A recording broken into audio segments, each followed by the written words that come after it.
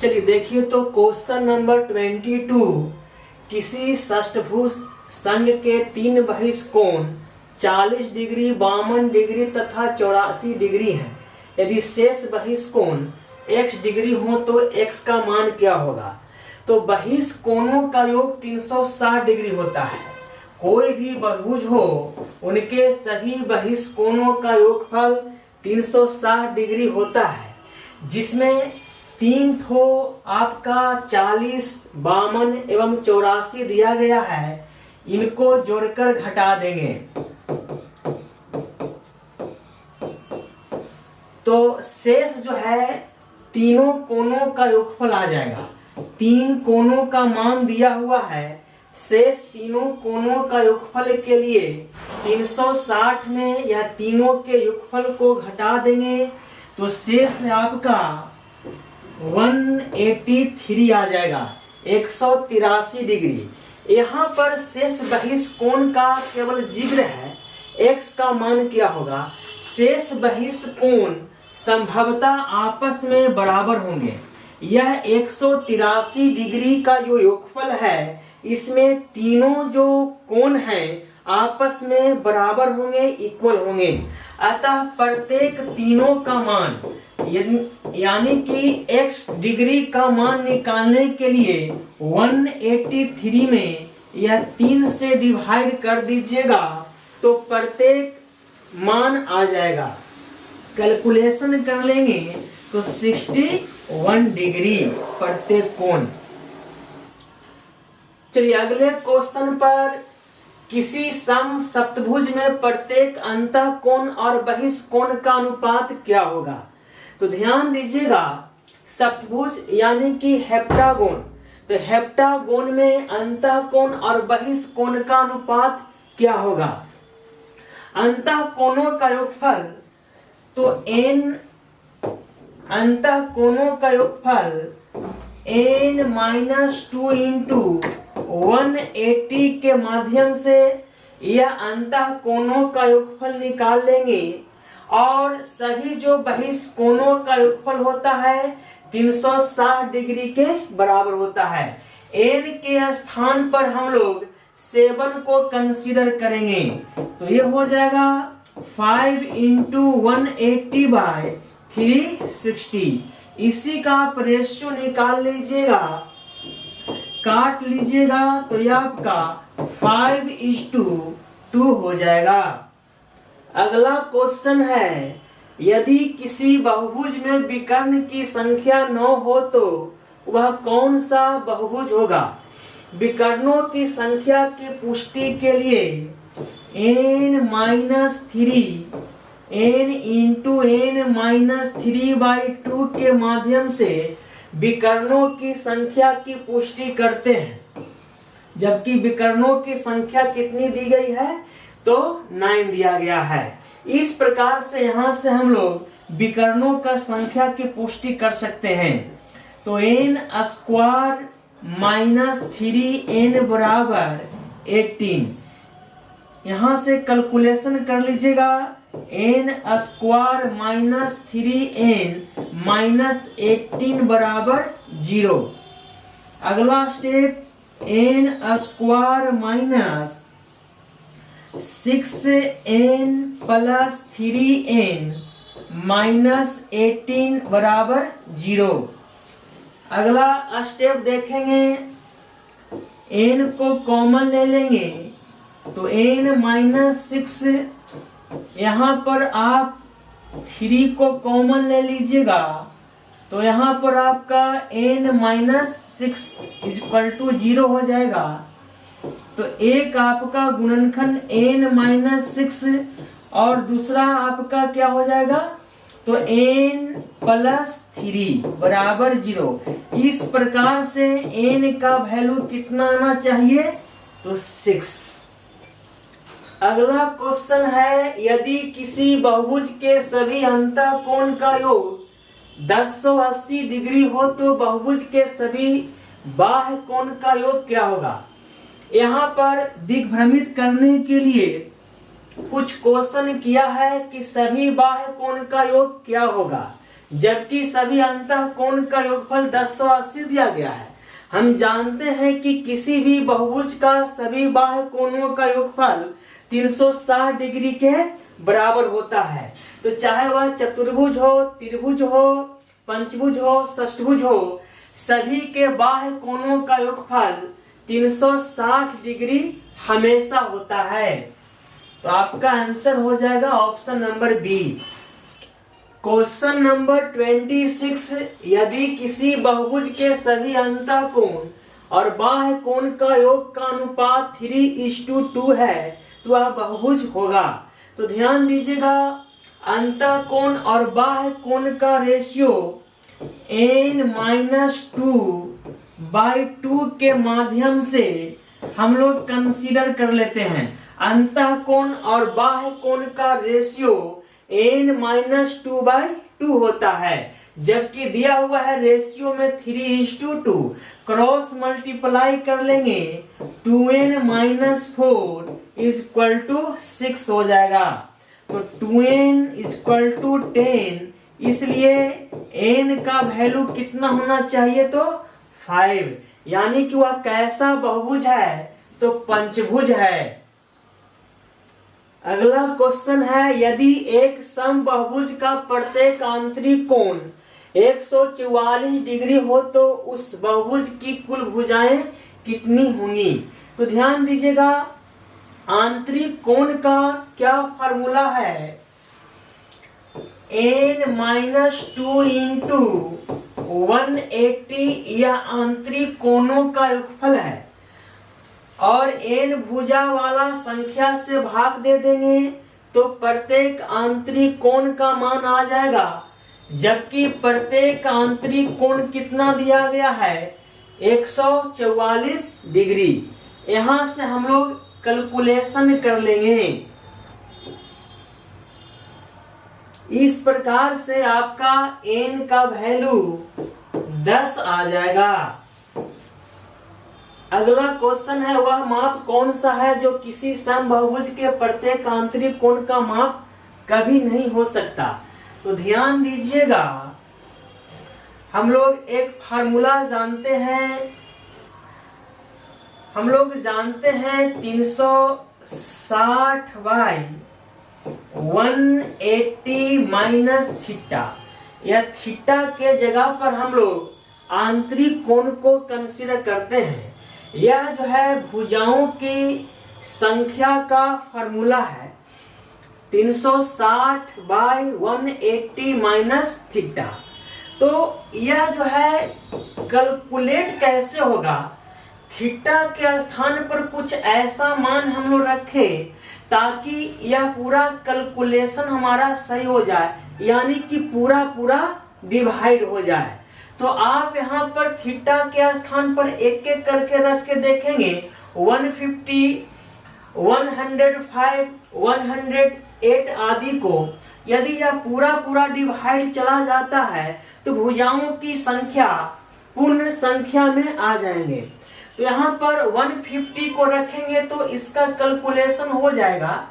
105 degree को यहाँ पर रखिएगा, 105 डिग्री को रखिएगा तो 360 बट्टा यहाँ पर आपका 75 हो जाएगा, जो कि 75 से यह कभी भी मल्टीप्लाई नहीं होगा।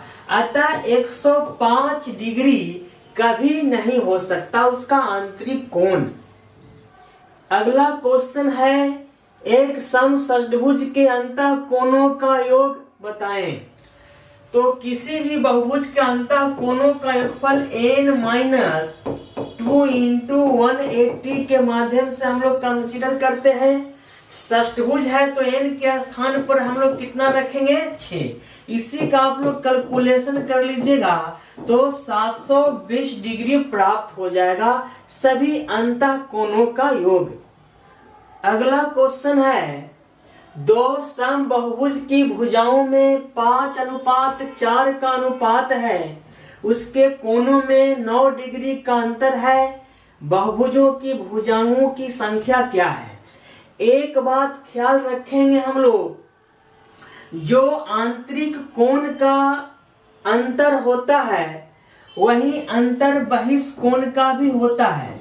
जैसे यदि हम लोग एक समबाहु त्रिभुज की कल्पना करें तो यह आपका 60-60 डिग्री का प्रत्येक आंतरिक कोण होता है। बहिष्कोण कितना होता है प्रत्येक? तो 120 डिग्री का। यदि एक स्क्वायर की कल्पना करें तो इसका प्रत्येक आंतरिक कोण 90 डिग्री का एक समकोण के बराबर और बहिष्कोण भी 90 डिग्री का एक समकोण के बराबर होता है। तो यहाँ पर ध्यान दीजिए, तो यह आंतरिक कोण का जो अंतर है 90 और 60 का, वह कितना? तो 30 डिग्री का। और यह जो है बहिष्कोण का जो अंतर है 120 और 90 का, तो यह भी 30 डिग्री का। तो यह बात की पुष्टि होती है कि कोई भी दो बहुभुज हैं, उनके बहिष्कोण और आंतरिक कोण का जो अंतर होता है वह हमेशा एक जैसा होता है, समान होता है। यह कॉन्सेप्ट जो है क्लियर हुआ होगा। यहां पर आंतरिक कोण का अंतर दिया हुआ है 9 डिग्री। चूंकि यहां पर कुछ कंडीशन नहीं है तो हम लोग आंतरिक कोण ही समझेंगे। यहां पर उसके कोणों में 9 डिग्री का अंतर बोला गया है, उसके कोणों में मसलन कि आंतरिक कोणों में अंतर है 9 डिग्री का। लेकिन अभी अभी हम लोग कॉन्सेप्ट हासिल किए हैं कि आंतरिक कोण और बहिष्कोण का अंतर हमेशा समान होता है, तो हम लोग बहिष्कोण के माध्यम से ही इसको कंसीडर करते हैं। तो यहाँ पर ध्यान दीजिएगा, जो भुजाओं में रेशियो है वह 5:4 का है। यदि आप इसको भुजाओं को x कांस्टेंट से गुना करके इसको संपूर्ण बना लेते हैं तो आपका हो जाएगा 5x और आपका 4x हो जाएगा। तो पहला आपका समबाहुभुज का टोटल भुजाओं की संख्या 5x और दूसरा समबाहुभुज का भुजाओं का संख्या कितना? तो 4x। यही आपका टोटल भुजाओं का संख्या का मापदंड है 5x और 4x। यहाँ पर ध्यान दीजिएगा, उसके बहिष्कोणों का अंतर को हम लोग कंसीडर करते हैं, क्योंकि बहिष्कोण और आंतरिक कोण का जो अंतर होता है हमेशा समान होता है दो बहुभुजों के लिए। तो 360 by 5x minus 360 by 4x, यह जो है पहला जो बहुभुज है उसका बहिष्कोण है, या दूसरा बहुभुज है उसका बहिष्कोण है। इन दोनों का अंतर कितना दिया गया है? तो 9 डिग्री दिया हुआ है। तो इस प्रकार से यहां से आप लोग x का मान निकाल सकते हैं। तो x का मान कितना आ जाएगा? 2 आ जाएगा। ध्यान दीजिएगा, पहले हम लोग बड़ा वाला को रखते हैं, उसके बाद हम लोग छोटा वाला को रखते हैं। पर ध्यान देंगे, यह आपका जो है 360 बाई 5x, यह आपका छोटा है और यह आपका बड़ा है। क्योंकि यहाँ पर x का मान यदि 2 आएगा तो 4 दूना 8, डिवाइड कीजिएगा, यह बड़ा हो जाएगा और यह छोटा हो जाएगा। तो आप इसको इस प्रकार से कंसीडर कर सकते हैं, 360 by 4x minus 360 by 5x। इसी का आप कैलकुलेशन कर लीजिएगा। तो 360 बाई आप x का, तो 60 बाई x को आप लोग कॉमन ले सकते हैं, तो 1/4 माइनस 1/5 हो जाएगा। इसी का कैलकुलेशन कर लीजिएगा, है ना। तो 360 बाई x इंटू यहाँ पर 1/20 इक्वल टू 9। इस प्रकार से x का मान आप लोग निकाल लीजिएगा तो 2 आ जाएगा। अब यहाँ पर भुजाओं की संख्या की पुष्टि करनी है, तो x का मान आ गया कितना? 2। तो यह तो आपका टोटल कितना है? 5x है और यह कितना है? 4x है। तो x के स्थान पे 2 रखेंगे तो इसका वैल्यू कितना हो जाएगा? 10 हो जाएगा और इसका वैल्यू कितना हो जाएगा? 8 हो जाएगा।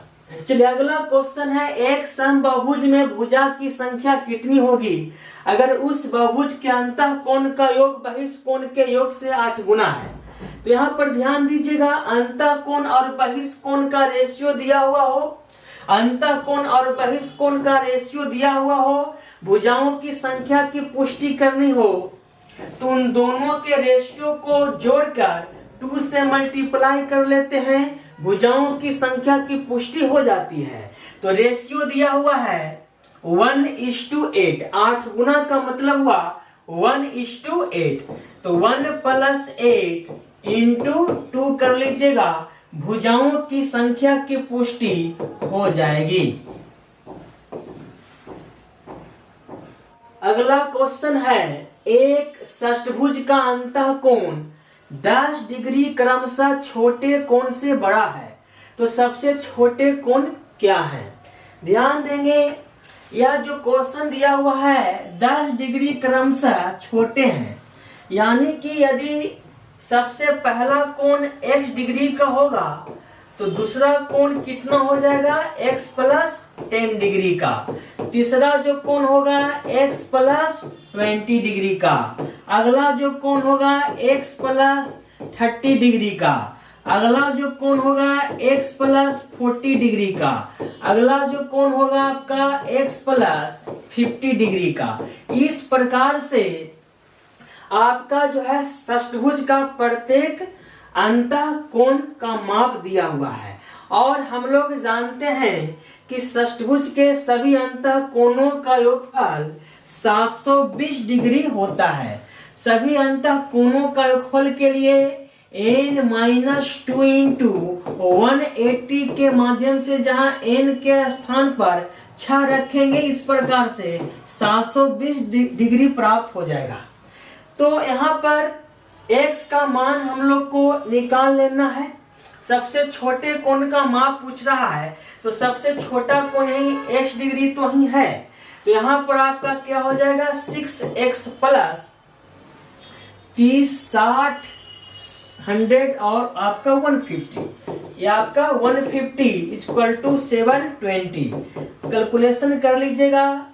6x = इसको उस तरफ लेके चले जाइएगा, 150 720 में माइनस हो जाएगा, घट जाएगा, यहाँ पर 0 हो जाएगा, 12 यानी कि 7, और यह आपका 5। इस प्रकार से 6x = 570, इसलिए x बराबर हो जाएगा 570/6। इसी का कैलकुलेशन कर लीजिएगा, 9 और 5 यानी कि ये आपका 95 डिग्री। अगला क्वेश्चन है, उत्तल बहुभुज का प्रत्येक अंतःकोण निश्चित ही होगा। ध्यान दीजिएगा, कॉन्वेक्स पॉलीगोन जो होता है हमेशा 180 डिग्री से छोटा ही होता है, तो आपका ऑप्शन नंबर बी हो जाएगा। जैसे आप कोई षष्ठभुज बनाते हैं, यहाँ पर ध्यान दीजिएगा, यह जो एंगल बनता है पूरा 180 डिग्री का बनता है, जबकि यहाँ से कुछ भाग और यहाँ से कुछ भाग को हम लोग कंसीडर यदि नहीं करेंगे, तो यहाँ से यहाँ जो एंगल बनेगा वह 180 डिग्री से छोटा ही बनेगा। उसी प्रकार से हेप्टागोन हो गया, ऑक्टागोन हो गया, डोडेकागोन हो गया, आदि जो भी होंगे वह इस लाइन से या स्ट्रेट लाइन से यह जो है इतर ही बनेगा, इस तरफ ही बनेगा। अतः हम कह सकते हैं कि कोई भी पॉलीगोन का कोण जो होता है अंतःकोण, कोई भी एक कोण 180 डिग्री से छोटा ही होता है। ध्यान देंगे, अगला क्वेश्चन, यदि एक n+1 भुजा वाले समबाहुभुज का आंतरिक कोण तथा n भुजा वाले समबाहुभुज के आंतरिक कोण में 4 डिग्री का अंतर है, तो उनके बहिष्कोण में अंतर तथा n का मान क्रमशः क्या होगा?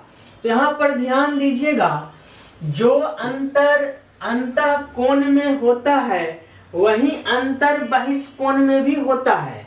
तो पहला बहुभुज है, उसका एक बहिष्कोण कितना हो सकता है? तो 360/n हो सकता है। दूसरा बहुभुज का प्रत्येक बाह्य कोण कितना हो सकता है? तो 360 बाई n+1 हो सकता है। इन दोनों का अंतर बराबर 4 डिग्री क्वेश्चन में दिया हुआ है। इस प्रकार से यहाँ से n का वैल्यू निकाल लीजिएगा तो 9 आ जाएगा।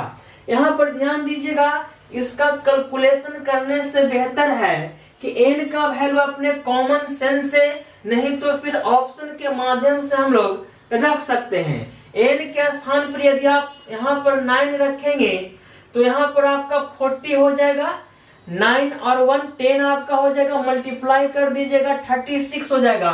40 में से 36 को माइनस कर लेंगे, ये आपका 4 की पुष्टि हो जाएगी। तो इस प्रकार से आप ऑप्शन के माध्यम से अथवा आप खुद के कॉमन सेंस के माध्यम से यहाँ पर n का वैल्यू निकाल सकते हैं। तो एक तो हमारा आंसर आ गया कि उनका n का वैल्यू 9 हो जाएगा। दूसरा है कि उनके बहिष्कोण में अंतर। तो एक बात ध्यान रखिएगा, जो आंतरिक कोण का अंतर होता है वही आपका बहिष्कोण का भी अंतर होता है। तो उन दोनों बहुभुज के बहिष्कोणों में यदि अंतर है 4 डिग्री का, तो आंतरिक कोण में भी अंतर कितना हो जाएगा, 4 डिग्री का। इस प्रकार से आपका बहिष्कोण में अंतर 4 डिग्री का और n का वैल्यू कितना आ गया है, तो 9। चलिए अगला क्वेश्चन देखते हैं। किसी पंचभुज का अंतःकोण 44 डिग्री है, से सभी अंतःकोण आपस में समान है, तो समान कोणों में से कौन होगा। कोई पंचभुज है, उसका सभी अंतःकोणों का योगफल n-2 इंटू 180 के माध्यम से 540 डिग्री आ जाएगा। n के स्थान पर आप 5 रखेंगे। पेंटागोन की चर्चा यहाँ पर की गई है। एक कोण दिया गया है आपका 44 डिग्री, शेष चारों कोण आपस में समान है क्वेश्चन के अनुसार। तो प्रत्येक कोण निकालने के लिए क्या किया जाना चाहिए, तो टोटल आंतरिक कोण में जो एक कोण दिया हुआ है 44 डिग्री, उसको घटा देंगे तो शेष चारों कोणों का योगफल आ जाएगा। और यदि प्रत्येक कोण का माप निकालना होगा तो 4 से हम लोग डिवाइड कर देंगे तो प्रत्येक आंतरिक कोण आ जाएगा। तो इस प्रकार से प्रत्येक आंतरिक कोण कितना हो जाएगा, 124 डिग्री। चलिए अगला क्वेश्चन है। एक समबाहुभुज के अंतःकोण का योग 540 डिग्री है, इस बहुभुज में भुजाओं की संख्या कितनी होगी।